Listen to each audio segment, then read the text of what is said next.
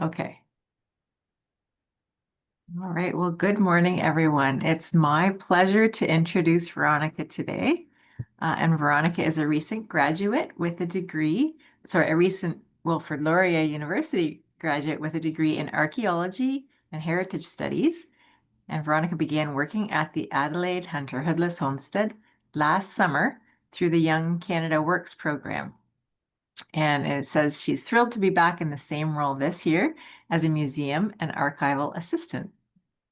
So she says from the moment she started, she felt at home there.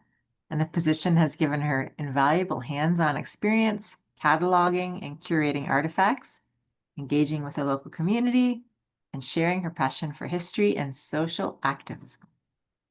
Although Veronica joined the team just last year, she says her connection to the community and the homestead runs much deeper. From since she was 10 years old, having attended music and theater workshops there, Easter at Addie's events, and participating in the Brant County 4-H club that painted the homestead barn quilt in 2014. So Veronica states that this place has quickly become incredibly meaningful to her, and she's so excited to be part of its future. So at this point, we'll turn it over to you, Veronica. Thanks so much for coming.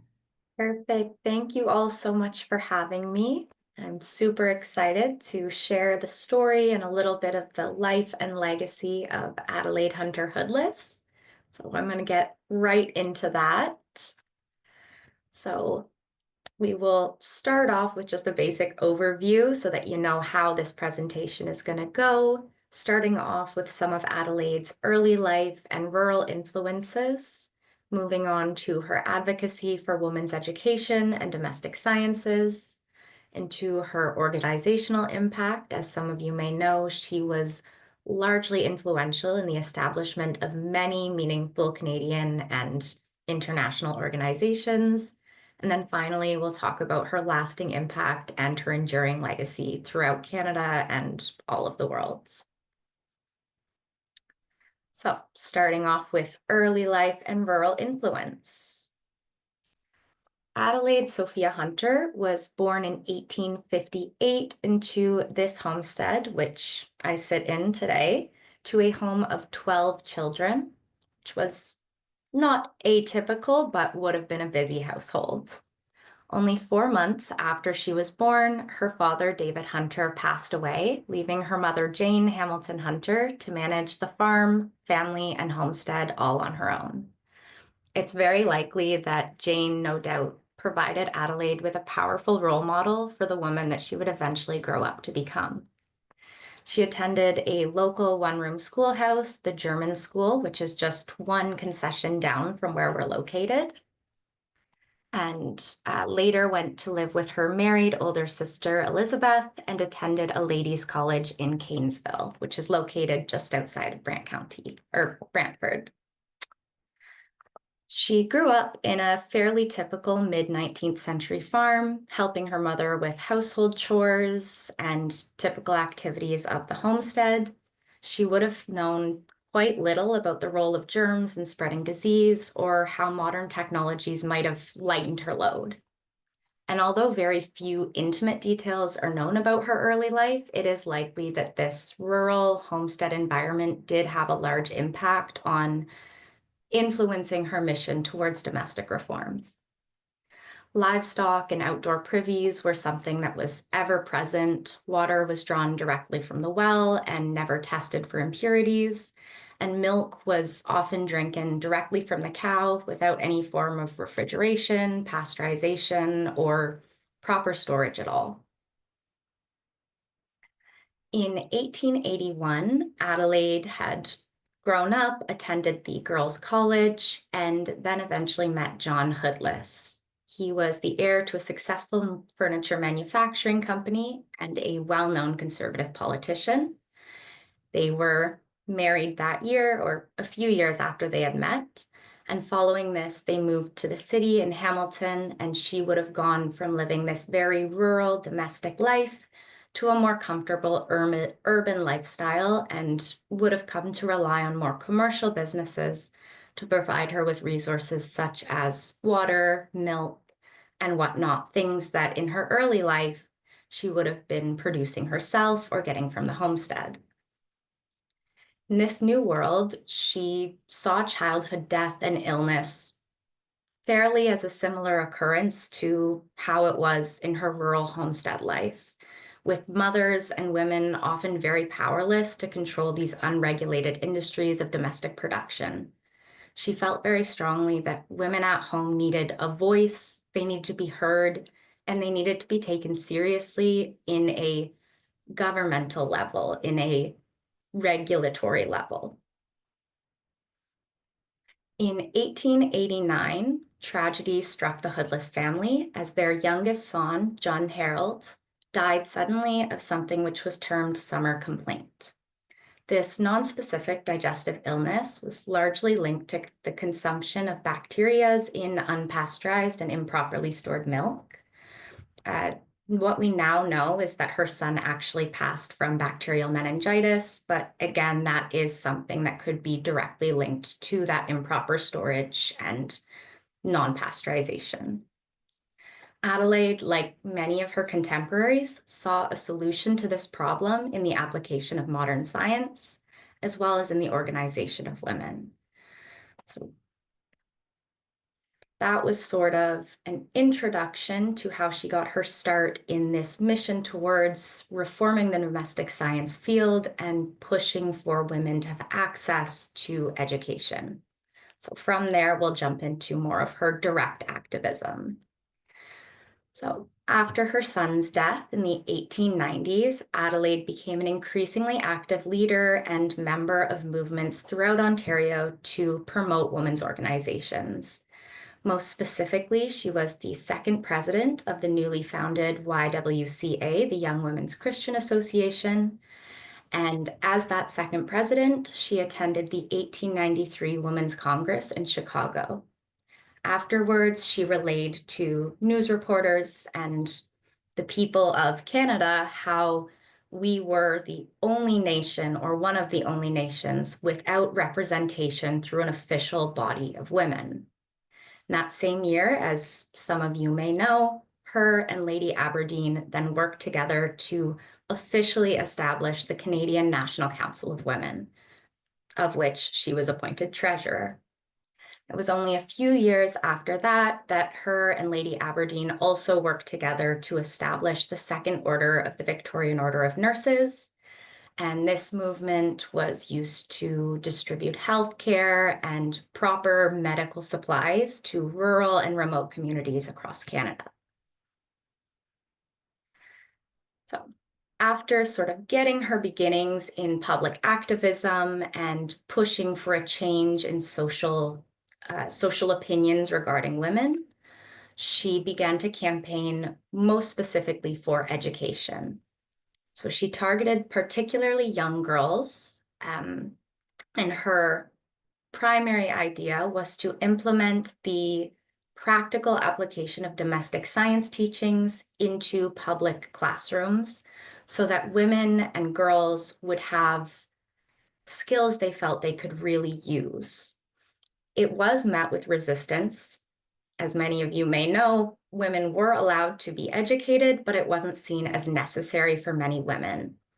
One of the reasons that it wasn't seen as necessary for a lot of women was simply because the population felt that academics and maths and English were not important or necessary skills for majority of the population who were rural, middle, and lower class farmers.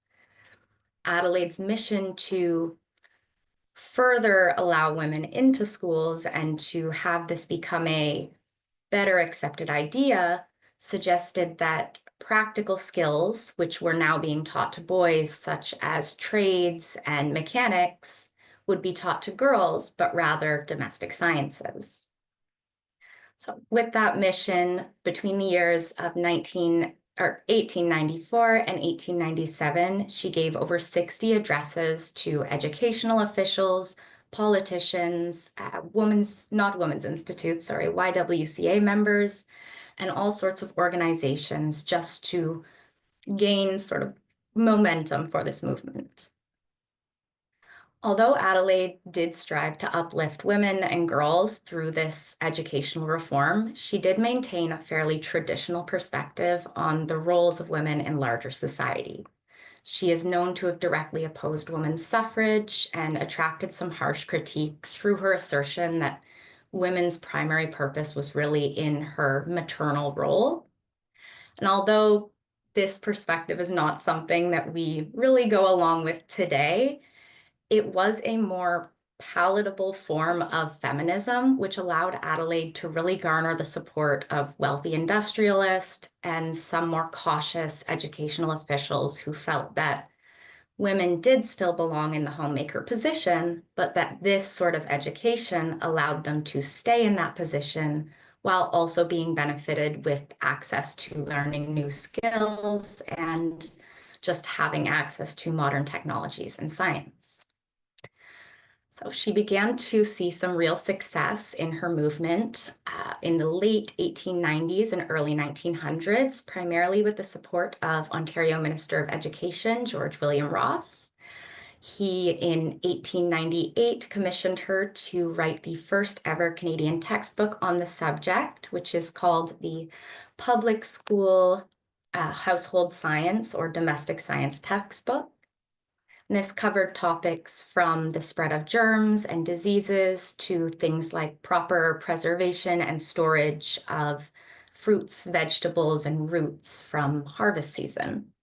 Things that nowadays we may take for granted or easily come across, but in this period they were not necessarily regulated in any way. Now we'll talk a little bit about her organizational impact.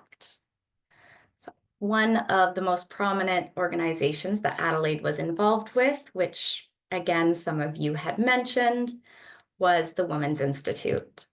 So Adelaide, going on this mission, was doing lots of talks at different large council meetings, in public, at town halls, wherever she really could. And at one of these meetings, Erilyn Lee, who's a quite prominent figure in the Women's Institute, heard her and was very inspired by her push for women's organization. Him and his wife, Janet, then invited Adelaide to speak in Stony Creek to a group of just 100 women. At this meeting, she suggested that women in rural communities needed a place to learn domestic sciences. And the best way for them to do that would to be establish an organization similar to the Farmers Institute, but the Women's Institute. This then allowed rural women to attend cooking classes, sewing classes, domestic science classes in local, smaller areas without having to pay massive fees or move to the city or anything like that. They didn't have to spend lots of time away from home. They could simply have access to these domestic science educational resources while still living their homemaker lifestyles. The Young Women's Institute was one of the first ever organizations to work hand in hand with Adelaide in developing this domestic science classes. And to this day, we can see that they still offer a lot of courses in domestic science. It's still a key part of the YWCA program. Her work with the National Council of Canadian Women led to that organization lobbying various municipal governments to improve their water filtration and sanitation services, to require the pasteurization of milk sold to the public, and to address the overall important contributions of domestic science, again, putting further pressures on society to move towards women within scientific fields or talking and taking up space in scientific spaces. One of Adelaide's largest accomplishments and endeavors was her establishment of a formal school for domestic science education. So while the Women's Institute tackled the issue of relaying this information to rural and remote women, it didn't necessarily tackle the issue of bringing domestic science into an accredited institutional space. And that was what Adelaide wanted, was for that respect and power of the governmental accreditation to go to both men's work, which was mechanics, medicinal, etc., and to women's work, homemaking in her perspective. So this Ontario Normal School of Domestic Science and Art first opened in 1900 in a renovated YWCA building with Adelaide as the president. It was very popular. Adelaide had been garnering quite a bit of attention from the public. So when she opened this school, it was quickly filled with people who were very interested in learning, and particularly young women aspiring to be teachers. She brought in teachers from the United States and Britain who had been previously educated in domestic sciences. And the Ontario Agricultural College also offered teachers and professors to supplement some of that education, just so that she could really get her program off the ground. Later in 1904, she secured financial support from William MacDonald, for which the MacDonald Institute at the University of Guelph is named. The Ontario Agricultural College eventually became the University of Guelph, which is what it still is today. And after garnering that financial support, she was able to move her school from those original YWCA premises to the MacDonald Institute and have her school physically be in an accredited university institution, which really would have solidified the validity of her movement within the academic sphere.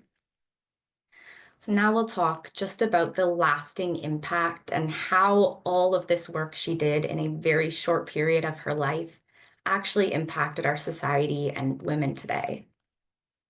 So, as I had mentioned previously, she was a traditional woman, and she did have a sense that bringing science and technology into women's work would have secured their role there. Although it did in a sense, what it also did was it helped to shift the societal acceptance of women working within scientific and academic fields. One really great example of this can be seen in the University of Toronto, which opened their Department of Household Science in 1902, only 2 years after Adelaide opened her original normal school for domestic science. And at that school, Dr. Annie Louisa Lard and Dr. Clara Cynthia Benson are 2 women who initially were admitted into the domestic sciences program and were then both among the first women to be awarded doctorates and to be awarded associate professor ranks at the university. So it's quite likely that without the possibility of joining into that department to begin with through the means of domestic science education, that these women never would have had the opportunity to engage in scientific education whatsoever. And even today, many universities across Canada and across the world offer bachelor's, master's, and PhD degrees in home economics, or more typically called family and consumer sciences, which really shows us that this isn't just women's work that they wanted to be popularized. This is a true academic field of study. So a little bit just about the Women's Institute. Although she was very, very involved in their original founding and establishment, she didn't have a lot of involvement beyond that, but I do think it's quite important to talk about how much the Women's Institute expanded beyond her, because she really was that initial motivation. So it was originally founded in 1897 at the Farmers Institute meeting with Adelaide and those 100 women. But by 1910, it had established itself as a national organization, now called the Federated Women's Institute of Canada. Then by 1933, they had expanded to become an internationally affiliated organization with the Associated Countrywomen of the World. To this day, it is still an incredibly active organization with more than 1,000 branches across Canada. They've made significant impacts throughout the years, advocating for women's and families' rights, the rights of marginalized and rural communities, and they have been very much involved in lobbying our governments still for health and safety laws, most specifically things like the the pasteurization of milk, which now in Canada is a regulation by which every province must adhere. Something sort of interesting to add on to that point is that we are still to this day the only country who has a nationally applicable law in that sense. And it was after that law was passed, there was a noticeable difference in the infant mortality rate across Canada, which again just speaks to how this really was an issue that all women were facing. It wasn't an issue that had to do with poverty or marginalization necessarily, although they were contributing factors. But the largest issue was the lack of community and organization for women. And that is really what Adelaide had an impact on doing. Thank you so much, everyone, for listening to the presentation. And I invite you to contact us if you have any further questions, to check out our website, and make sure you also check out our social media. We host events and all sorts of things like that. Thank you very much.